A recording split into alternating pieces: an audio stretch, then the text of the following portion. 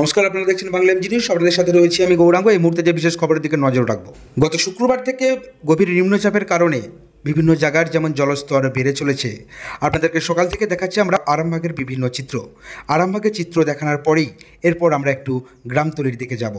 হ্যাঁ, আপনাদেরকে এই মুহূর্তে যে চিত্র দেখাচ্ছি, হুগলি জেলার অন্তর্গত গোঘাট থানার ভাদুর অঞ্চলের বড়ডাঙ্গা বাজার সংলগ্ন এলাকার চিত্র। দেখতে পাচ্ছেন জলস্তর অনেকটাই বেড়েছে, একদম মেন রাস্তার উপর দিয়ে বইছে জলস্তর। শুধু বাজার সংলগ্ন এলাকায় নয়, স্থানীয় সূত্রে জানা যাচ্ছে এমনকি মির্গাচাঁদরাই গ্রামের ভিতরেও জল। কি জানাচ্ছেন স্থানীয়রা, শুনে নেব বিস্তারিত। আপনার এলাকার বন্যার পরিস্থিতি এবং জলস্তর বাড়ার পরিস্থিতি চিত্র আমাদেরকে তুলে পাঠান আমাদের স্ক্রিনে দেওয়া নাম্বারে। সেই চিত্র তুলে ধরব আমাদের নিউজের পর্দায়। দেখতে থাকুন বাংলা এমজি নিউজ। বন্যার পরিস্থিতি বলতে বন্যার পরিস্থিতি খুবই ভয়াবহ। বন্যার পরিস্থিতি, এই পরিস্থিতিতে এমন অবস্থা, দোকানপাট শব্দ ডুবে গেছে, এক কোমর করে জল প্রত্যেকটা দোকানে। আর আমাদের রাস্তাঘাট সবই মোটামুটি চলাচল, গাড়ি চলাচল বন্ধ হয়ে গেছে। আর এই তো দেখতে পাচ্ছেন কী পরিস্থিতিটা চলছে।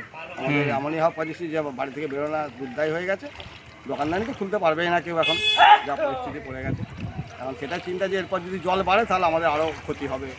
প্রচুর ক্ষতিও হয়েছে, প্রত্যেক দোকানদারের ক্ষতি হয়েছে, মালপত্র বার করতেও পারেনি, কিছু তো মাল রয়ে গেছে।